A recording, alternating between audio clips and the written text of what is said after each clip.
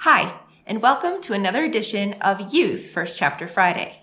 In this week's mystery title, Sherlockian fan Rollie and his best friend Cecily receive mysterious invitations to attend the Sherlock Academy of Fine Sleuths. While these friends are sharpening their investigative skills, they stumble upon a real mystery in need of solving. But appearances aren't what they seem, and finding out this truth might hurt. Take a listen to the first chapter of Sherlock Academy by F.C. Shaw. Essay Fine Sleuths, London, England, Friday, 27th of June, 1931. Rollie E. Wilson, it is our pleasure to inform you of your eligibility for the Sherlock Academy of Fine Sleuths. We believe you possess the qualities we seek in fine students. You are invited to a special orientation at which any questions you have will be addressed. Please take advantage of our taxi service that will pick you up on Tuesday, 1st of July at 8 o'clock a.m. One adult may accompany you. We request you bring only the following item: your favorite book. We anticipate making your acquaintance. 1. An invitation. The letter arrived by courier during breakfast. "Go on, Rollie, read it aloud to us." Mrs. Wilson, his mother, nudged his shoulder. Rollie stared at the letter in his hand, his brown eyes wide with excitement. "Who would send him mail?" Edward, an older brother, snorted. "I don't even get mail, and I have a girlfriend." Stuart, Edward's twin, added. "Maybe that's it," Edward exclaimed, grinning his lopsided smile. "Got a secret girlfriend, Rollie? I'll bet it's Cecily Brighton." "I wish I'd get a letter," Lucille, a younger sister, pouted. "Me too," Daphne, her twin, chimed. "Find a boyfriend and you'll get mail," Edward quipped. Stuart slapped a high five with his twin. The two teens snickered and elbowed each other. "Stop it, boys. Let Rollie read it aloud." Mrs. Wilson scolded as she brushed Rollie's sandy blonde hair with her fingers. Rollie cleared a dry throat unnecessarily. In a high voice common to boys of 11 years, Rollie read the letter aloud. When he was finished, the entire Wilson family started talking at once, with high-handed opinions, as was their custom. "Who ever heard of the Sherlock Academy? Why Tuesday? It's the 1st of the month. I want a letter. Me too. Get a boyfriend." Amidst all the banter around the breakfast table, Rollie sat silently regarding his hash browns, the only food he ever ate for breakfast. His middle fluttered with butterflies. He felt that flutter when he was excited, like on his birthday, on Christmas Day, on the first day of school, and when solving a mystery. Most children of his age became very hyper when they felt this flutter in their middles. Perhaps they nagged their parents to no end, or galloped around the house squealing, or did something really naughty, like peek at their presents. But in the Wilson household, there was never a need for Rollie to behave this way. Everyone else was louder or more hyper, which, oddly enough, calmed him. Such was the case at the breakfast table, laden with pancakes, eggs, and hash browns. Rollie folded the letter and tucked it into his brown trouser pocket. As he tuned out everyone's comments, he noticed the usual absence of one family member's opinion. He threw a sideways glance at his great-aunt Eileen, who sat primly sipping her tea and holding her tongue. She was thin and of average height, though she always appeared taller because of her upright posture and her tendency to look down her nose at people. She kept her gray hair in a bun atop her head, which also added to her height.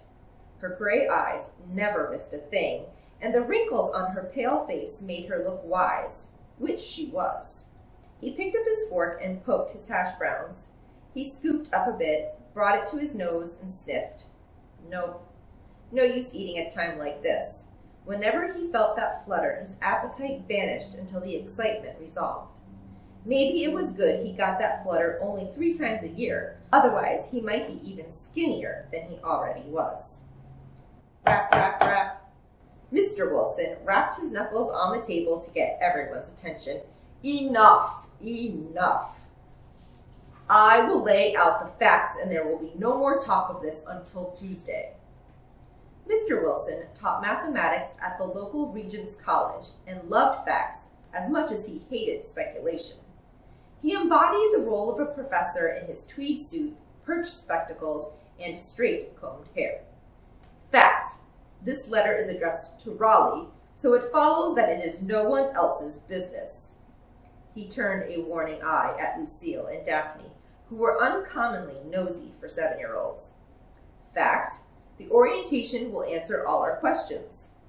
Fact: the orientation is not until Tuesday, so there is nothing we can do until Tuesday. Conclusion: this conversation is summed. Mr. Wilson stood from the table and marched out of the dining room, his morning paper tucked under his arm. Mrs. Wilson also stood and smoothed her blue print dress. Edward, Stewart, don't be late today or you just might get fired. Girls, you have dance lessons at 9. Auntie I, if you have any errands, I can drive. No, thank you, Eloise. Auntie I rose briskly to her feet and swept away quickly, despite her 80-odd years. Rollie, your violin lesson is canceled today. Mrs. Trindle is feeling under the weather. She smoothed his sandy blonde hair and shooed him on his way. Rollie smiled as the family dispersed. He cared less for violin lessons now than when he first begged his mother for them. He had wanted to play the violin for the sole purpose of mimicking Sherlock Holmes, and enjoyed it to some extent. But he disliked Mrs. Trindle because she smelled stale and flicked the underside of his wrists to improve the posture, or so she said. No violin lessons meant no other plans for the whole day, which spelled freedom until supper time. Rollie raced up the stairs, taking them 2 at a time, pulling himself up by the polished banister. At the end of the hall on the 2nd floor, he mounted 12 more stairs leading to the top of the house. He flew into his watchtower-like bedroom. Being the middle child with no twin did have its advantages. His own bedroom. Though it was the smallest bedroom in the large house, he did not complain, for the house was a gift from Auntie I. Auntie I was a lady of property. Long ago, she had passed down the Wilson manor to Rollie's father as an early inheritance on the condition that she would live with them. This meant a crotchety addition to the family and a small room for Rollie. No one understood the reason why she chose to live with the family, since she was annoyed by all of them, all except for Rollie. She had a keen interest in him, and a degree of affection for him. When he was old enough to read, she had given him his first Sherlock Holmes book, which had planted the thrill of being a detective in Rollie. Despite her partiality toward him, she had not been able to secure him a proper bedroom in the house. But Rollie loved his little room. It had one window overlooking Mr. Crenshaw's garden next door, a great view for spying. Best of all, he was allowed to keep his room any way he wanted. On the wall nearest the window, he had covered the surface with cork to tack up clues and notes from the cases he solved. On his desk below the window, a telescope peeped through, kept company by a magnifying glass, a spyglass, and binoculars. The rest of his bedroom was filled with boyish delights, like a BB rifle, a model airplane, a pennant of his favorite rugby team, and books and books and books. Rollie plopped down on the navy carpet next to his bookcase.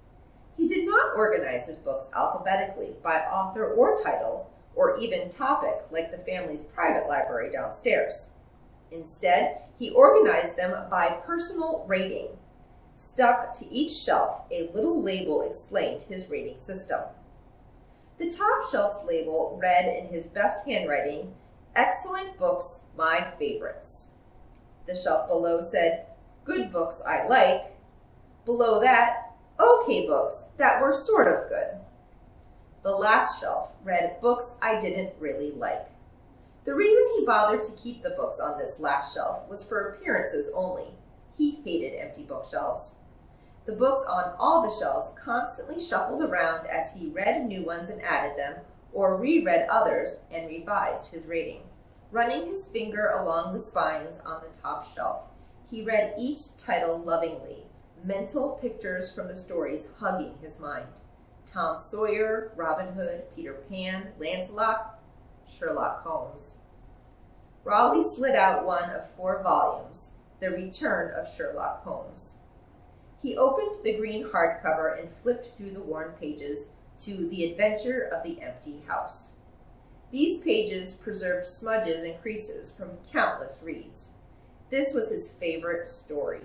He bookmarked it with an original telegram from Sherlock Holmes to his comrade, Dr. John Watson, that Auntie I had bought from an antiques auction and given to Rollie. The note gave Watson instructions on where to meet Holmes for a top-secret case. Rollie treasured this telegram, not only because it had been personally written by the great detective, but because he had earned it. A few summers ago, Auntie I had commissioned Rollie to solve an important mystery for her, to find her sterling silver letter opener that had disappeared. She believed someone in the family had taken it. After questioning the Wilson suspects and searching the premises, Rollie found the letter opener and exposed the culprit, who turned out to be Edward. He had swiped it from Auntie I's desk to etch his initials on the handlebars of his bicycle so it would not get confused with Stuart's matching bicycle. When Rollie had spotted the telegram behind the glass at the antiques auction, he knew exactly which Holmes case it was from. This impressed Auntie I so much that she bought it for him as a reward for recovering her silver letter opener and for being a shrewd Sherlockian. Rollie kept the telegram safely in the Sherlock Holmes book Auntie I had given him. Rollie set aside his book for Tuesday, but he fished out the Sherlock Academy letter from his pocket and read it again. "We request that you bring only the following item and nothing else. Your favorite book." What he had picked out was his favorite story, but when it came down to it, the whole volume was his favorite. Suddenly, he was not sure about bringing a Sherlock Holmes volume. Would every other student bring one also, since they were visiting the Sherlock Academy? Maybe the school would frown upon that, thinking he brought it in hopes of being accepted. He scanned the top shelf again. Maybe a different book. He had other favorites. No, Sherlock Holmes remained his ultimate favorite. He revered that detective. Holmes was his hero. His siblings teased him about it. "He doesn't have any special powers," Edward had pointed out. "He has the power of deductive reasoning," Rollie had argued. "Any human can have that," Edward had snorted. "Can he fly or stop a moving train? Does he even have muscles?" Edward had struck a pose in an attempt to show off the sinewy muscles outlining his tall, lean body. "No, not a hero to me, then." "He's smarter than Superman," Rollie had insisted. "What does that matter?" Rollie did not care about his brother's opinion. He knew Holmes was a worthy hero. Holmes did have muscles, for he was exceptional in boxing and fencing. He could disguise himself, identify all types of cigar and pipe ash, and solve any mystery simply by observing and reasoning. Rollie wanted to be just like him. Maybe this Sherlock Academy would show him how, if that was even what it was all about. No way of knowing until Tuesday. He leaned against his bed and flipped open the volume again. He started reading his favorite case for the umpteenth time just to refresh his memory in case they quizzed him about it on Tuesday. "Hello, Rollie Holmes." Rollie snapped his head up from his book. "Hello, Cecily Watson." He hid the book behind his back. "Guess which case I'm reading." Good detectives don't guess, they deduce. His best friend, Cecily, bounced into the room, her curly auburn ponytail bobbing around her neck. She wore a pair of brown slacks too big for her, with the legs rolled up above her ankles and the waist scrunched by a belt to keep them up. She wore a green cardigan with a little patchwork bird on one shoulder. "Your favorite Holmes book is missing from your bookshelf, the green one. I noticed before you closed the book that you were reading at the beginning. The first story in that volume is The Adventure of the Empty House. Although I should have known from the beginning, it is your favorite. I love The Adventure of the Dying Detective. Brilliant."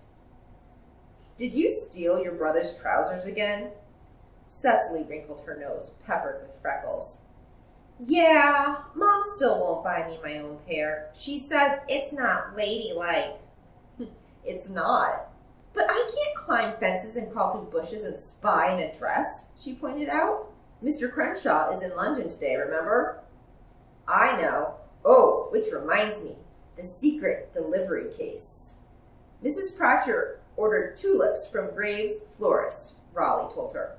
Right, Cecily gave a curt nod. Only Graves' florist delivers flowers in silver boxes. How do you know she ordered tulips? There was an advertisement in Friday's paper that tulips are half off, said Rollie. I dug out Mrs. Pratcher's paper from her rubbish bin and noticed she had cut out the advertisement. Nice. There's another case wrapped, Holmes. Cecily pulled out a small pocket notebook and a stubby pencil from her back pocket. Rollie reached over and grabbed the same from his desk. They both flipped through a few pages of notes, then scratched check marks next to secret delivery case, found at the bottom of a long list of cases they had solved so far this summer. Cecily cleared her throat. I have a secret. At least I think it's a secret. I want to tell you because you're my best friend. Rollie grinned. I have a secret too. I think I can tell you. I mean, I wasn't told not to. Cecily's green eyes sparkled. You tell me yours first. But you mentioned your secret first. Oldest to youngest. Cecily, I'm only 2 months older than you. It still counts. Nope. Ladies first. We decided I'm not a lady. Cecily shoved her hands deep into her trouser pockets. Tell me, or I'll call you roly-poly. Rollie grimaced. I hate that. It's not even close to my name. It's Rollie with a short O, not Rollie with a long O. Roly-poly, roly-poly. Wait. Rollie held up his hand. I know how we can settle this. Let's both tell each other at the same time in code. They concentrated quietly and wrote in their notebooks. Then they tore off their papers and exchanged them. They used a common cipher, a long strand of letters with only every third letter used to make words. Quickly, they circled every third letter, read the letters, then gaped at each other. You got a letter too? Cecily gasped. It came this morning. Mine too. What's your favorite book you're bringing? Rollie eyed her. That is the least of my questions right now. How about this question? What is it all about? Cecily whipped out her letter from a back pocket.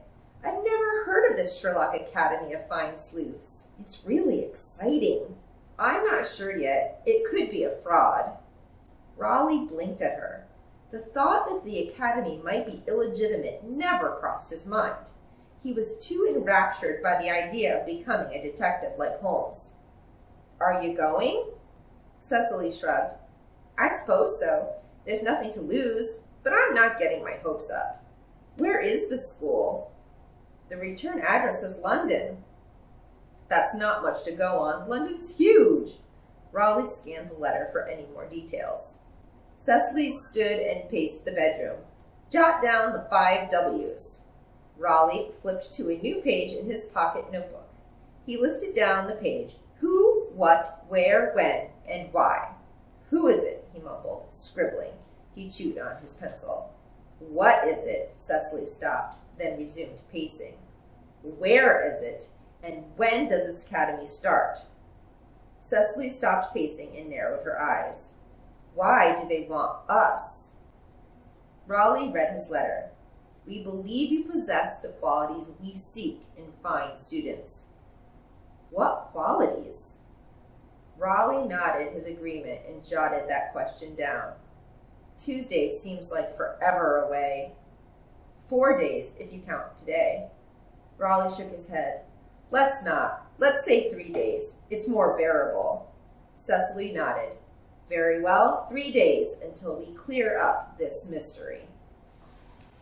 If you'd like to attend the Sherlock Academy with Rollie and Cecily, you can check out Sherlock Academy by F.C. Shaw from our youth fiction collection, or it is available for immediate download through the Hoopla app. So once again, I'd like to thank you all so much for listening and wish you happy reading.